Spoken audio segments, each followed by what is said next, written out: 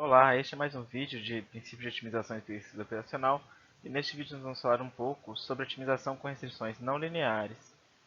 Vamos focar em princípios e também nas principais ideias que envolvem métodos clássicos para esse tipo de problema. Começamos então com o problema de otimização não linear, com restrições gerais, e depois nós passaremos aí a discutir também a questão de análise de sensibilidade. Sobre restrições não lineares. Um problema geral de otimização com restrições não lineares pode ser escrito dessa forma. Então, minimizar uma função objetivo sujeita a um conjunto de restrições não lineares de desigualdade. Então, vou colocar dessa forma, com M restrições não lineares de desigualdade e P restrições não lineares de igualdade. Então, essas funções são gerais, suficientemente gerais, então a gente normalmente busca supor muito pouco sobre elas, né? Quanto mais limitações nós colocamos sobre esse tipo de função, mais especial se torna o nosso problema com mais informações, né? Então elas são, em geral, aqui não lineares, e isso pode complicar bastante a nossa vida na análise desse tipo de problema. Só para a gente ilustrar, né, o que nós tínhamos nos problemas com restrições lineares eram situações generosas, né, e favoráveis, em que, por exemplo, eu tenho uma restrição aqui que define um hiperplano, e então eu conseguia definir, tudo bem, eu tinha uma direção que eu gostaria de andar, mas essa direção não era factível, eu conseguia definir uma direção interessante aqui de busca, que era a projeção da direção que eu gostaria se meu problema fosse restrito, né? E eu conseguia então andar sobre as restrições de igualdade por meio de uma direção aqui D que era factível, então pertencia aí ao núcleo da matriz. Isso não acontece no caso geral, que eu tenho restrições não lineares,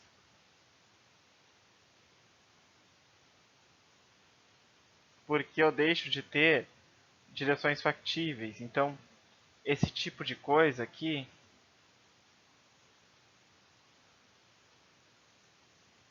pode acontecer. Então, eu não tenho uma direção factível aqui no caso, né? Eu tenho algo que seria como se fosse um arco factível, né?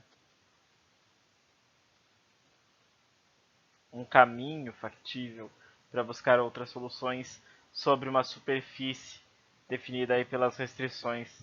Aqui no caso, por exemplo, uma restrição do tipo h de x igual a zero.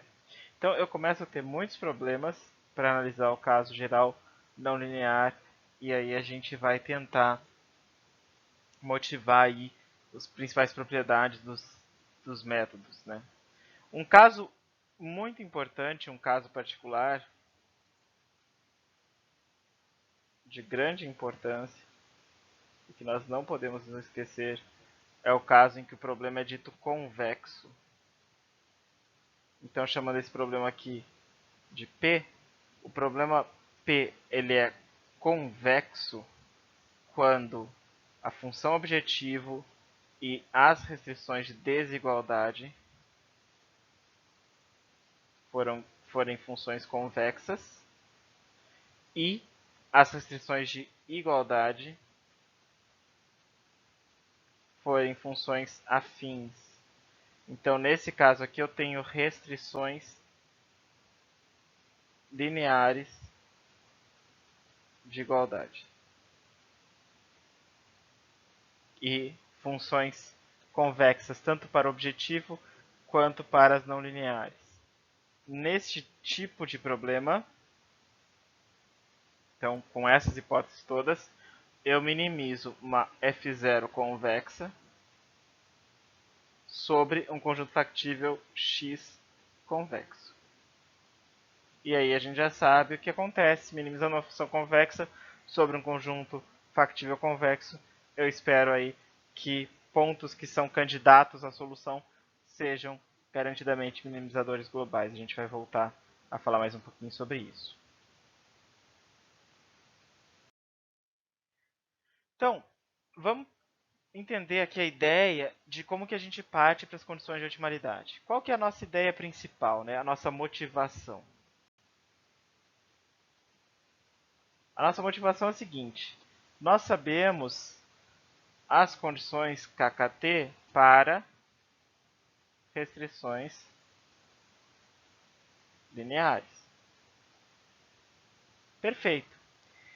Então, e se a gente pegasse e todas as funções não lineares envolvidas, além da função objetiva, então aqui as funções, as restrições, e se nós pegássemos e aproximássemos ela em um ponto x barra de interesse, como a própria função em x barra, mais aqui o gradiente da fi em x barra, x menos x barra.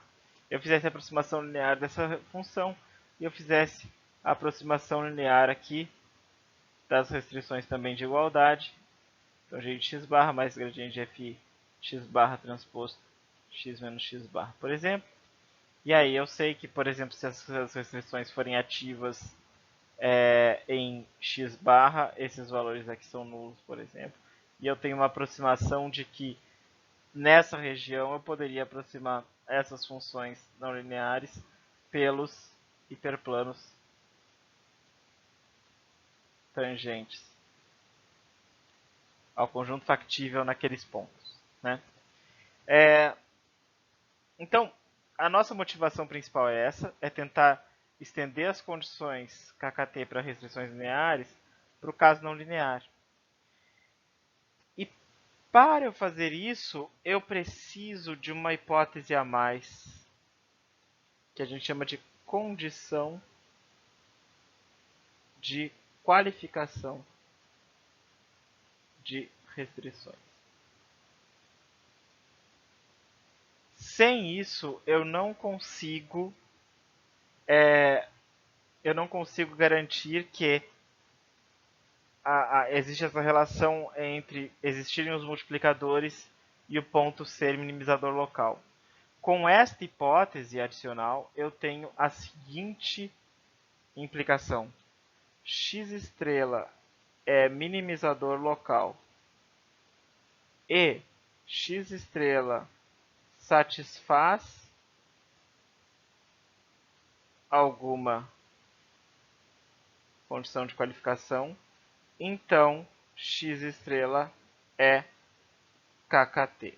E aí KKT a gente quer dizer satisfaz as condições KKT, que a gente vai reescrever para o caso não linear, elas são um pouco diferentes, mas mais ou menos do mesmo jeito, multiplicadores de Lagrange, aquelas histórias que a gente já viu, folgas complementares e tal.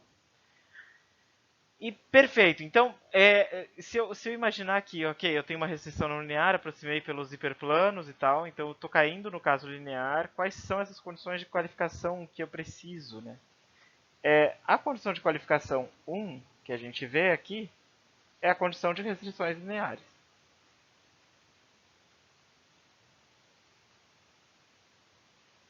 Então, se todas as restrições envolvidas, ativas no ponto, não precisam ser todas as do problema, mas se todas as restrições ativas naquele ponto forem lineares, e aquele ponto for minimizador local, então ele é KKT.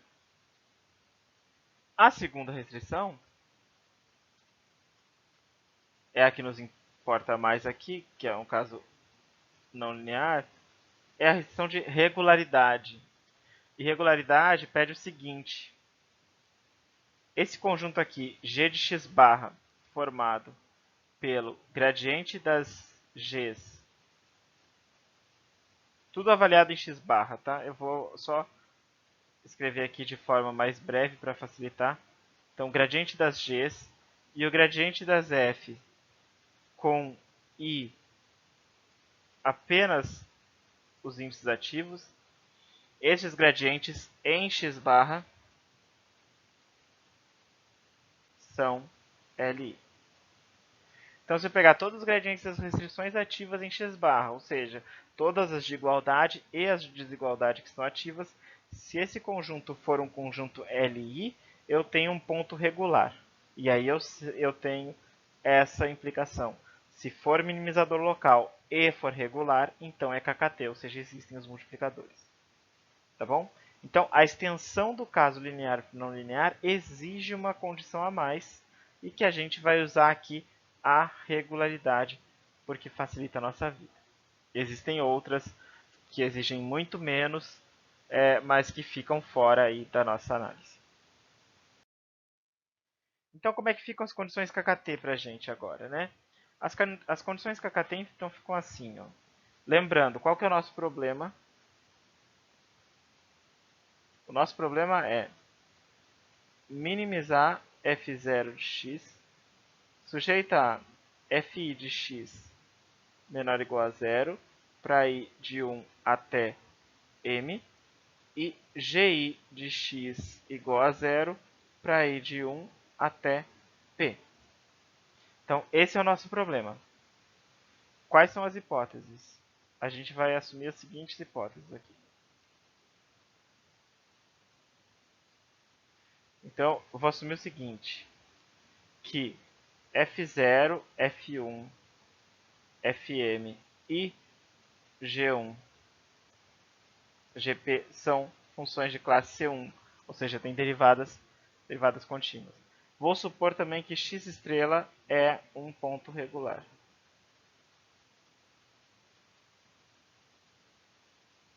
Então, ponto regular e é factível.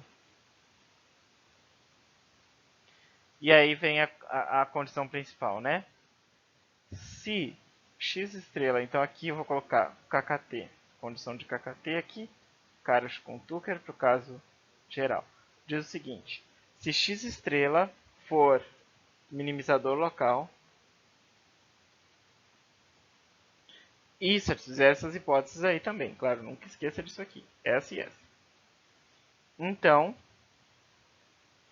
existem, ó, lambda estrela, eu vou sempre usar lambda para as de igualdade, então lambda estrela em RP e mi estrela em Rm, são as variáveis duais, lembrem disso, tais que 1. Quais são as condições? A mesma coisa que nas de igualdade, estacionalidade. Então eu tenho aqui, ó, gradiente da f0 de x mais. Aí eu tinha a soma dos multiplicadores vezes os gradientes das restrições, que lá eram só as colunas de A, mas aqui então, desculpa, as linhas, né? Fi de x estrela mais soma os lambda i's gradiente de gi de x estrela, tudo isso igual a zero. Isso é a condição de estacionalidade. 2. Condição de factibilidade para as variáveis primais. Lembra, ó, x a gente chama de primal e o lambda e o mi, como surgirão depois, são as variáveis duais. Tá? Então, factibilidade primal, fi de x estrela menor ou igual a zero e gi de x estrela igual a zero. Eu tenho que ter a factibilidade dual também. Aí, não sei se vocês lembram, mas o multiplicador precisava sempre ser, das restrições de desigualdade, precisava ser maior ou igual a zero, para que você tivesse o gradiente da restrição de desigualdade apontando para fora e o gradiente da função apontando para dentro. Então você tem aqui mi estrela maior ou igual a zero. É o mesmo raciocínio que a gente já tinha feito geometricamente lá para o caso linear. E a gente tem as folgas complementares, né, para que os multiplicadores não sejam envolvidos nas restrições ativas. Então, mi i vezes fi de x estrela igual a zero para ir aí de 1 até m. Então, essas condições são as condições KKT, são muito parecidas com as condições lineares, só que são um pouquinho mais complexas aí, porque é o caso não linear. Uma observação importante que eu vou deixar aqui em cima para a gente não esquecer. Observação importante. Se o problema P for convexo, então x estrela KKT implica otimizador global. Tá? Normalmente você precisa de uma condiçãozinha de qualificação específica para problemas convexos. que é a condição de Slater, né, para garantir aí que você tem solução bonitinha e que você tem os multiplicadores. Mas como essa condição ela é muito facilmente satisfeita, realmente são casos muito particulares e muito já degenerados que não tem esse tipo de condição, vou deixar aqui como desse jeito aqui direto pra gente apenas. Tá bom? Perfeito. Então, sobre os métodos, dois métodos basicamente que nós vamos ver, e só para ter ideia, né, de como que eles funcionam. Então, métodos de penalização, eles são mais aplicados para problemas com restrições de igualdade. Então, mas você pode generalizar para desigualdade. Então, vamos pensar aqui no caso mais simples, né? Minimizar uma função sujeita a uma restrição do tipo g de x igual a zero. Vamos pensar nesse caso aqui, uma restriçãozinha só de igualdade, uma função objetiva. A ideia do método de penalização é transformar esse problema num problema irrestrito. Minimizar f0 de x. Deixa eu deixar tudo aqui pretinho, só para deixar a parte que interessa aqui destacada. Então, mais ρ vezes g de x ao quadrado. Então, aqui eu tinha um problema e com restrições, e aqui eu tenho um problema que depende do meu ρ. Então, esse ρ é um parâmetro. E para cada ρ eu sei resolver esse problema de baixo, porque é um problema irrestrito. Essa é a parte mais importante. Esse problema aqui é um problema irrestrito. Olha só o que acontece. Se ρ for um número bem pequeno, o que eu tenho aqui? A solução ótima do problema tende à solução ótima de minimizar apenas a f0 de x. E conforme ρ aumenta, o que acontece? Eu vou forçando com que esse termo quadrático que está aqui, ele ganhe peso na função objetiva. E olha só, como eu quero que g de x seja igual a zero, esse termo quadrático só é zero realmente quando a g de x for igual a zero. Então, conforme ρ aumenta, eu espero que eu tenha factibilidade, que eu não necessariamente tenha no início, né? Porque eu estou minimizando só a f0 de x, se o ρ for pequenininho, então posso não ter factibilidade. E que eu tenha também otimalidade de P. Por quê? Porque eu vou resolvendo o problema P, ρ aí, e vou achando soluções ótimas para cada ρ. E meio que de forma construtiva eu gero uma sequência que eu espero aí que, primeiro, vá para a factibilidade, porque senão não converge, né? Porque se você tiver sempre infactível, conforme o ρ vai sendo aumentado, né, um parâmetro que a gente aumenta de forma iterativa, esse termo aqui vai sendo penalizado, por isso que o nome se torna penalização. Então, eu espero aí que aumentando o ρ eu consiga chegar na factibilidade e na otimalidade de P. Esse tipo de problema pode ficar meio mal condicionado conforme você aumenta ρ. Então, o que você normalmente faz é você usa a solução de um problema como a solução inicial para o próximo, né, como o chute inicial para o próximo. E você vai aumentando ρ aos pouquinhos, e aí a sua solução vai andando aos poucos aí de um problema para o outro, e isso evita os problemas de condicionamento. Aqui só para mostrar para vocês do lado um exemplo, né? Eu tenho então esse problema que está aqui em cima, minimizar x1 mais x2 quadrado sujeito a isso aqui, e que no final a gente vai resolver do tipo minimizar x1 quadrado mais x2 quadrado mais ρ vezes 1 menos x1 menos x2 ao quadrado. E aí é muito legal de ver o seguinte, quando eu pego um ρ pequenininho, como nessa primeira figura aqui, eu tenho a minha restrição, que está desenhada nessa reta, é essa reta tracejada, e as curvas de nível são da função objetivo do problema penalizado. Mas o que se observa? Com o ρ pequenininho, que é o primeiro caso, as curvas de nível são praticamente as curvas de x1 mais x2 quadrado, da função irrestrita. E aí você chega num mínimo que é justamente o mínimo aí do problema irrestrito praticamente. Aí conforme você vai aumentando o ρ, as suas curvas de nível começam a deformar. Então aqui ρ igual a 1, suas curvas de nível começam a deformar e a sua solução que estava aqui na origem começou a andar em direção à restrição. E aí conforme você aumenta mais o ρ, você tende aí a uma solução factível e, nesse caso aqui, ótima.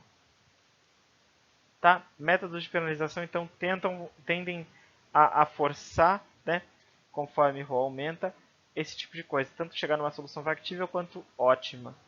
Qual o problema? O problema é condicionamento numérico, normalmente. Tá?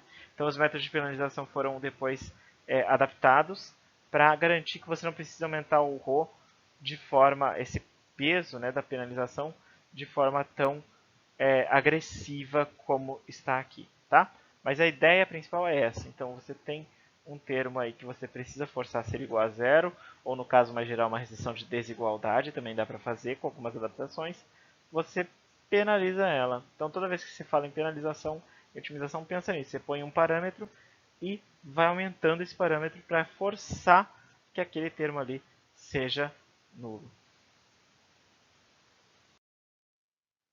Os métodos de barreira fazem outro tipo de coisa. Os métodos de barreira buscam resolver problemas do tipo minimizar f0 de x aqui, sujeito a fi de x menor ou igual a zero, para ir de 1 aqui até n. E você busca o seguinte, os métodos de barreira surgiram aí, pelo menos o grande, a grande difusão deles, né, começou com PL, e basicamente a grande vantagem que eles têm é que eles começam em pontos estritamente factíveis e se deslocam em direção à borda por meio de algo que se chama tradicionalmente de caminho central.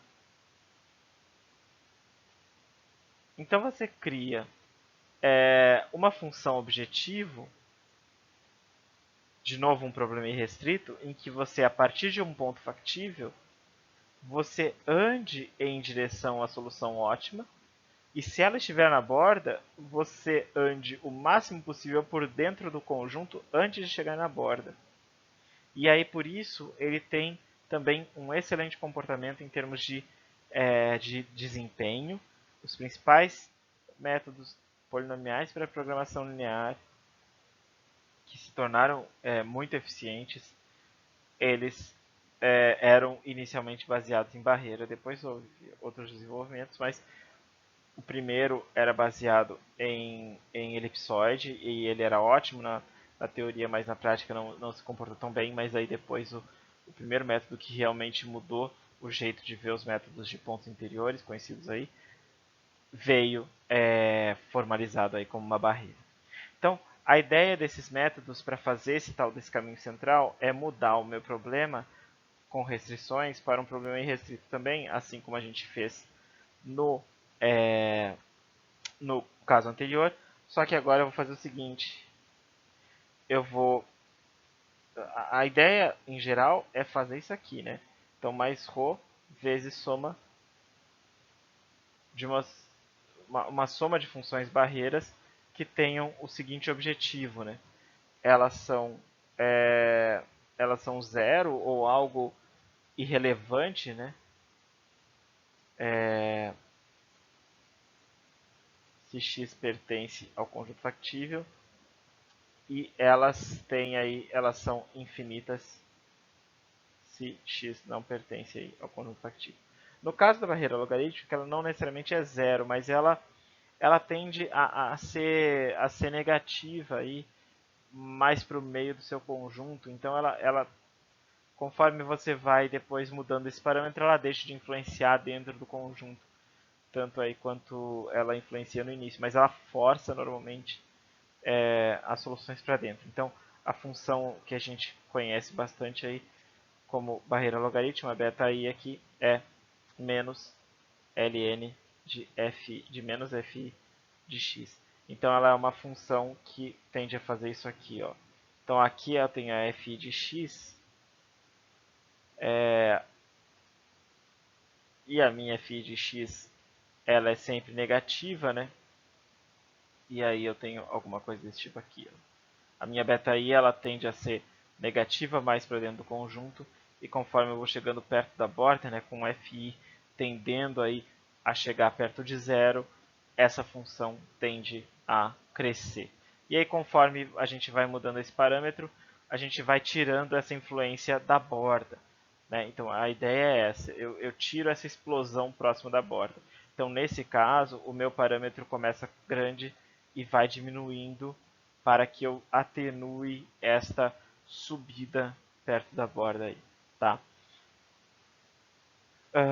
Aqui a gente tem um exemplo, então, um exemplo de otimização com restrições não lineares, e aí eu começo com um parâmetro bem grande, o ρ, ele tende então a fornecer para a gente, quando eu resolvo o problema com o ρ bem grande, a fornecer a solução central,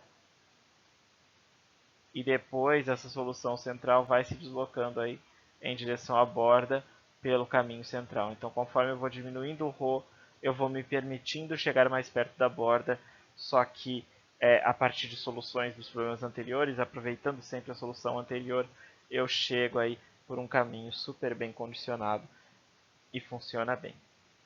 Tá?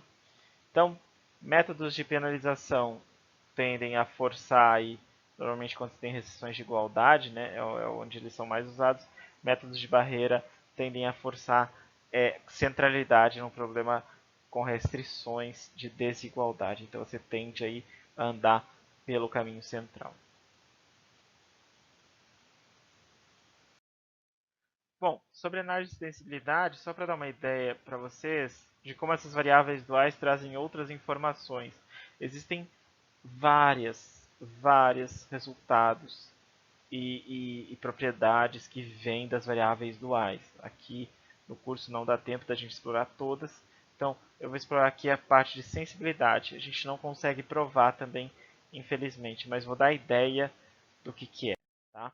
Então, a ideia é a seguinte, imagine que você tenha resolvido o seu problema original. Então, minimizar uma função objetivo sujeita a fi de x menor ou igual a zero, gi de x igual a zero. Você resolveu esse problema, certo? Então, esse problema, vamos supor que ele tem alguma motivação econômica, e você tem aqui nas restrições, são suas limitações, por exemplo, limitações de produção, limitações de fornecedores, coisas do tipo. Mas digamos que você queira investigar onde investir.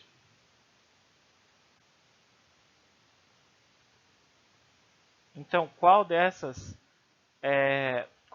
restrições você gostaria de flexibilizar? Né? Tem várias limitações aí, qual que você quer trocar? E aí você tem o seguinte, você tem o que a gente chama aqui de problema perturbado.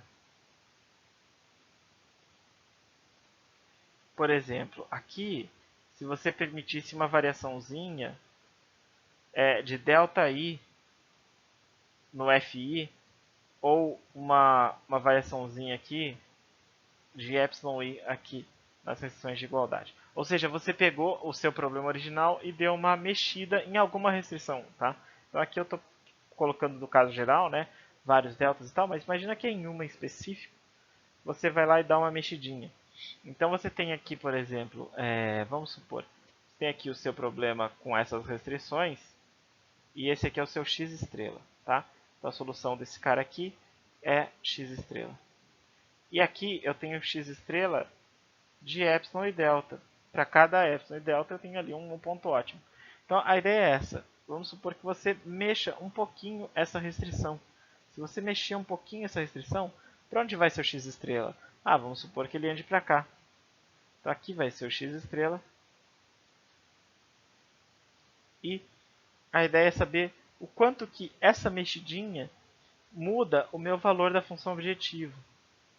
E a gente pode mostrar, a gente não vai conseguir mostrar aqui com o ferramental que a gente tem, mas dá para mostrar o seguinte, até dá para fazer com o ferramental, está feito na apostila lá, mas tem um jeito muito mais rico, tá? Do que o que a gente faz na apostila.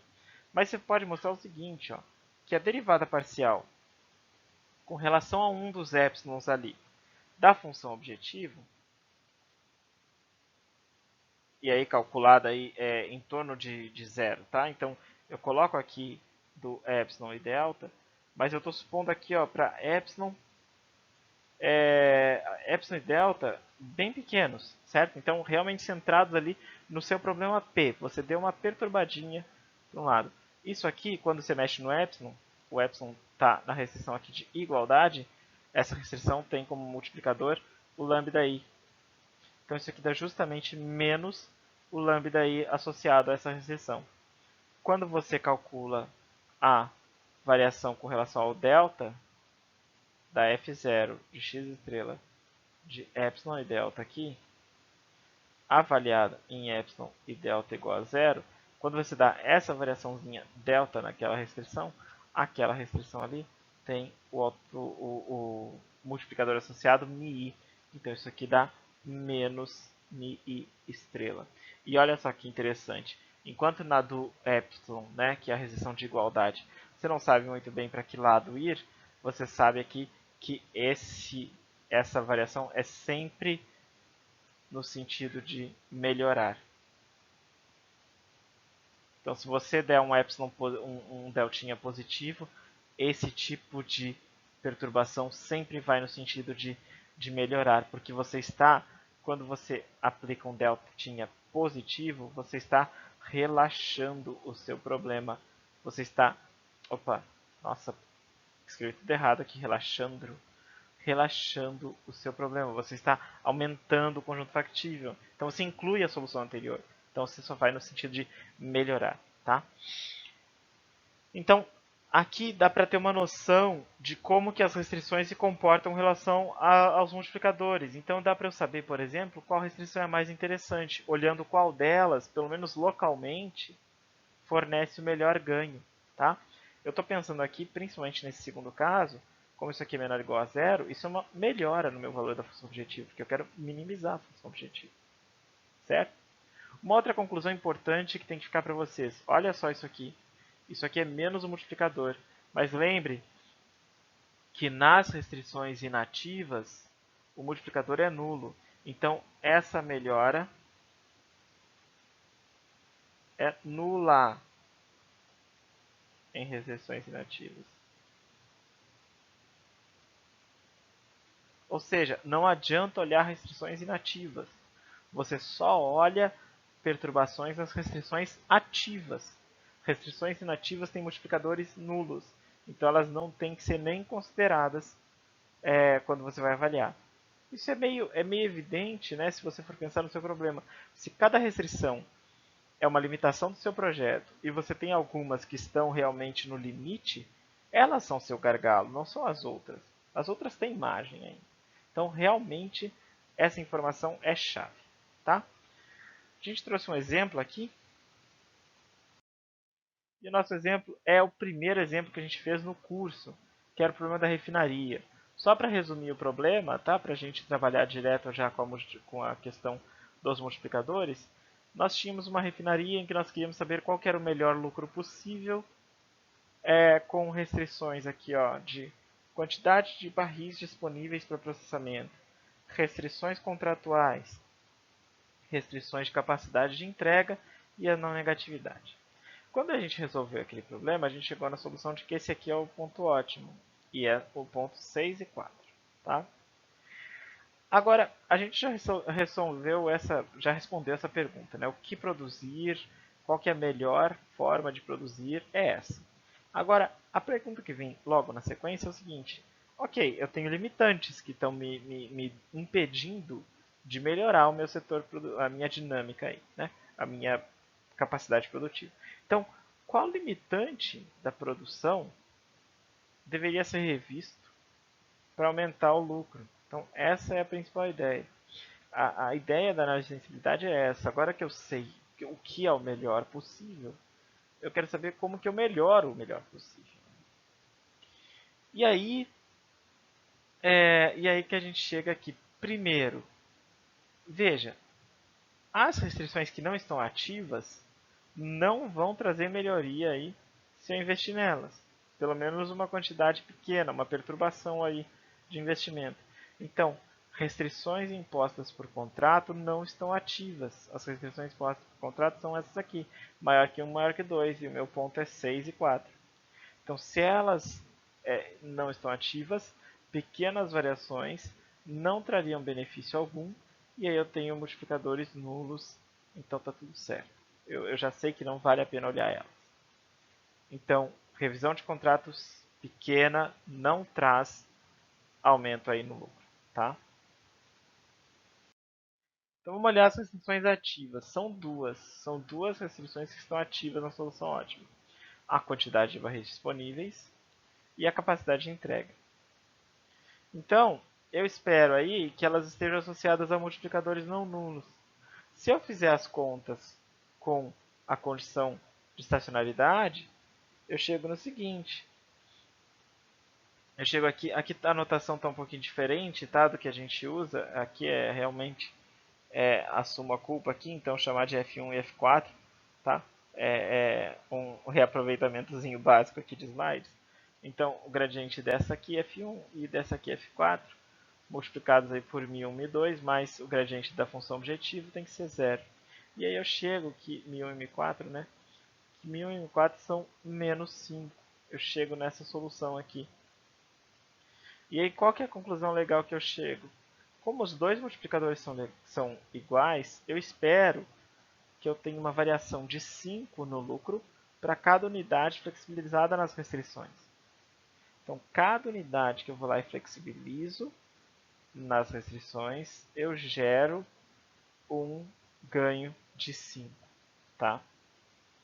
Agora, é claro que quantidade de barris versus capacidade de entrega, um deles aí deve ser mais fácil de investir do que no outro, certo?